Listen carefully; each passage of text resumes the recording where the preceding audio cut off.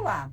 Para driblar as dificuldades financeiras enfrentadas por vários estados brasileiros, o governo do Ceará lançou em maio deste ano um plano de redução de gastos públicos. Entre os cortes estavam a demissão de empregados terceirizados, a suspensão de todos os concursos e consultorias. Na época, o deputado Mauro Benevides Filho, do PDT, era o secretário de Planejamento do Estado. Depois, ele reassumiu o cargo de deputado federal.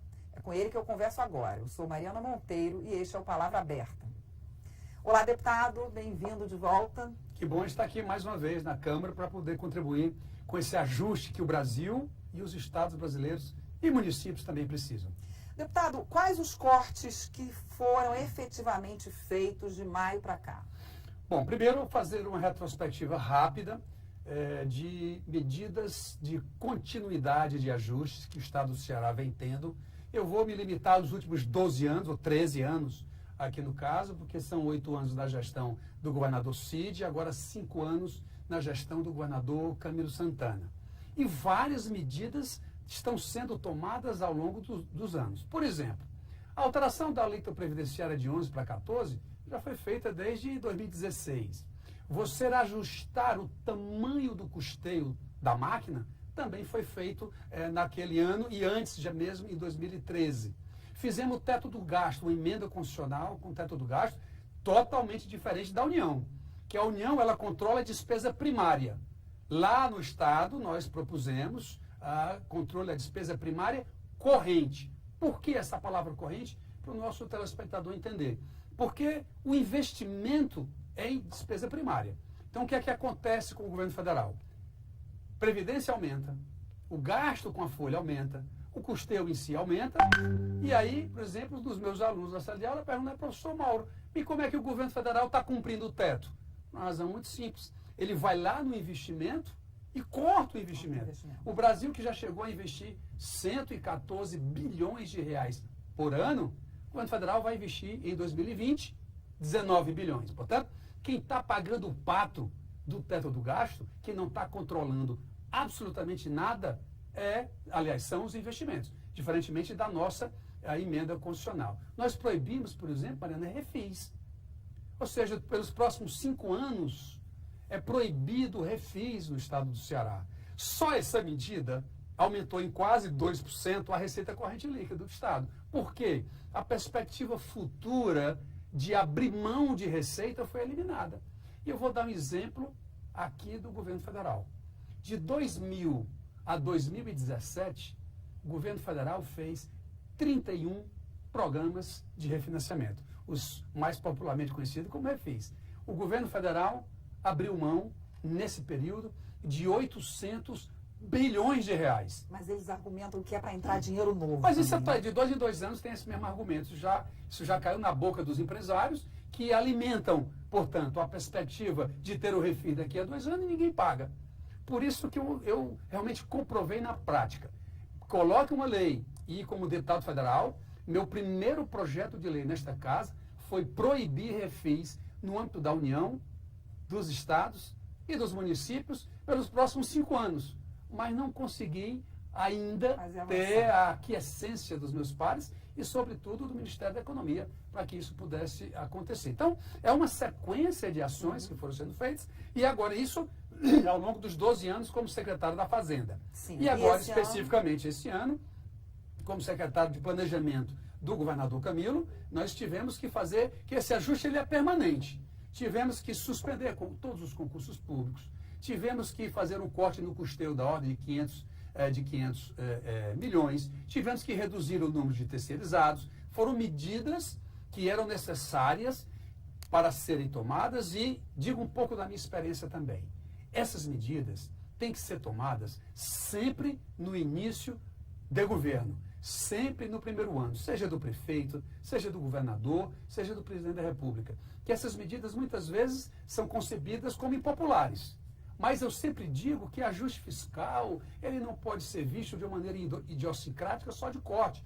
Porque o ajuste fiscal, quando bem feito, ele dá capacidade de investimento do governo. E o meu estado, o estado do Ceará, se transformou no estado de maior volume de investimento sobre receita corrente líquida do país. São 3 bilhões de surgiu reais. nesse tempo todo. Exatamente. Agora, em desses 12 anos. 2018, o Estado do Ceará investiu, como proporção da receita, 15,2%. O segundo investiu 10%.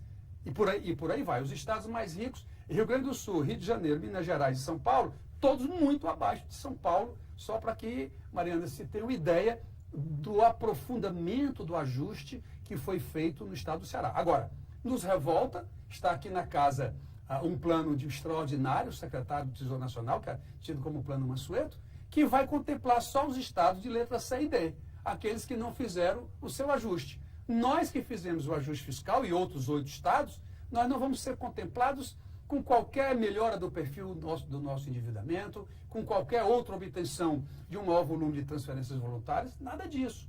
Então nós estamos querendo que o Ministério da Economia, o ministro Paulo Guedes, o presidente Bolsonaro, possa reconhecer esse esforço de gestão fiscal, que hoje o Ceará, por exemplo, com o ajuste fiscal que foi feito, ele é exemplo na educação.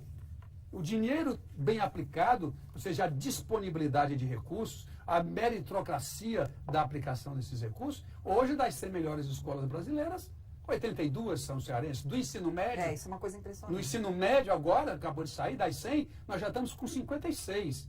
Para o ano, nós vamos a 70, inequivocamente.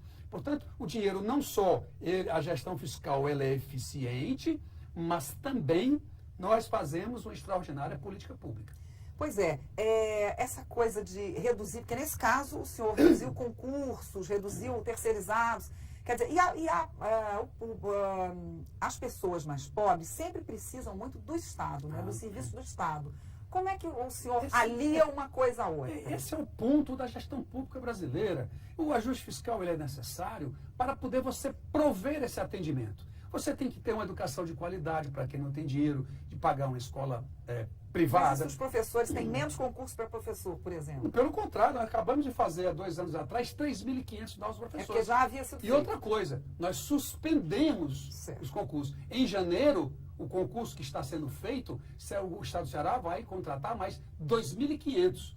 Então, eu estou falando de... Então já vão voltar. Sim, a palavra que você usou bem na abertura, suspensão, para poder dar tempo do Estado ajustar a sua receita e, ao mesmo tempo, compatibilizar uma receita, uma despesa, digo melhor, com o tamanho da sua receita. Você não pode viver para pagar a despesa corrente, para pagar custeio, para pagar pessoal exclusivamente. Então, o seu ponto é crucial, porque cada Estado... Se você quer saber se um Estado é eficiente fiscalmente, em vez de estar usando o que os economistas chamam de resultado primário, que isso é coisa com pouca objetividade, vai lá no tamanho do investimento dele. Vê quanto está sobrando para ele fazer educação, saúde, infraestrutura, segurança pública. Então é um ajuste mesmo ali no começo para que depois possa-se de novo colocar dinheiro. No meu linguajar eu digo que é 1 ano de ajuste, 3 anos de bonança. Ou seja, você prepara o Estado e isso tem que ser reproduzido. Quer ver outra medida? O senhor falava, só um pouquinho, porque não falta tanto tempo para terminar e eu preciso perguntar isso. Na época foi anunciado em maio que a meta para 2019 era economizar algo em torno de 1 bi.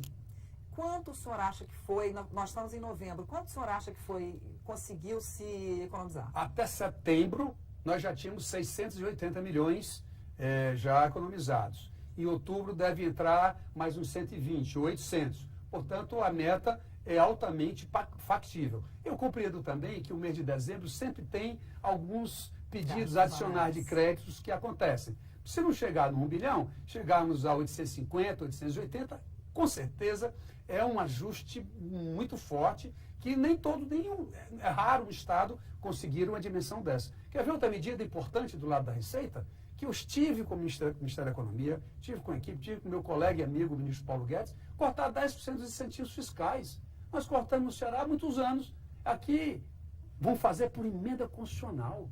Cortar 10%. Lá na cesta básica, aqui no governo federal, eu tenho dito em todo canto para popularizar isso. Como é que pode um salmão pagar 0 de PIS/COFINS? Como pode... Produto de luxo. Produto de luxo. Como pode o queijo suíço pagar 0 de PIS/COFINS? Gente, vamos agir. Vamos fazer com que a Receita, eu não sei se foi feito... Modificar as alíquotas, então, de acordo com o tipo de produto. Voltar a alíquota da cesta básica, que é 7 ou o que quer que seja. no ICMS e depois a alíquota correspondente do PIS/COFINS. Então, são coisas de gestão. No que esses 600 milhões de até agora vão poder ou já estão sendo empregados? Como eu disse, o foco, no primeiro, estados e municípios, que vai ser parte do Pacto Federativo agora, nós somos obrigados a aplicar no mínimo 25% em educação e aplicar no mínimo 12%. Os municípios têm que aplicar 15% em saúde, os estados 12%. Só aqui são 37% em duas áreas sociais bastante relevantes. Nós temos que aplicar também, o estado do Ceará aplica no mínimo 12% na segurança pública. Então, 37 com 12 já são 49. Portanto, metade você tem uma vinculação. E aí o Estado tem investido muito em infraestrutura também.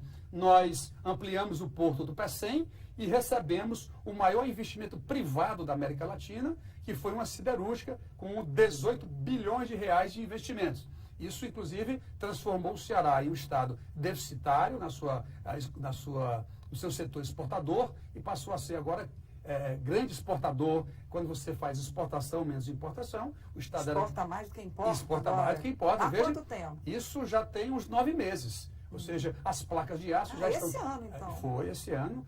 Se eu não me engano, foi novembro do ano passado. Um ano atrás. Bem recente também. Ou seja, o aço, que é já uma coisa de valor agregado, é muito mais forte do que exportar uma própria soja, ou lá no Ceará exportar produtos como a castanha do caju, a lagosta, ou o que quer que seja. Então, realmente, o porte do Estado, ele cresceu. Tanto é que a perspectiva de crescimento do seu produto interno bruto esse ano será 2 vezes a perspectiva do Brasil. O Brasil está previsto... manchas de óleo chegaram lá, não? Chegaram muito pouco. Né? Muito pouco. O Estado fez um trabalho muito forte, o governador Camilo partiu mesmo para cima para já recolher tudo isso, mas eu tenho notícias que isso não acabou. Apesar de ter sido vazado pelo país inteiro, está chegando ainda pouquinhas manchas, mas ainda chegando. Portanto, nós não podemos desmobilizar toda a estrutura que está montada, a nossa estrutura do meio ambiente no Estado tem trabalhado muito fortemente. Deputado, infelizmente, nosso tempo acabou. Chamo o senhor aqui um outro dia. Falar depois sobre a reforma administrativa que o governo está propondo, que nós já fizemos muita coisa lá no Estado do Ceará. Que chegou há pouco tempo aqui, as novas medidas econômicas. Muito obrigada. Eu conversei com o deputado Mauro Benevides Filho, do PDT, sobre o plano de ajuste fiscal que está em curso no governo do Ceará. O deputado é ex-secretário de Planejamento do Estado. Eu sou Mariana Monteiro e este é o Palavra Aberta, um programa da TV e da Rádio Câmara.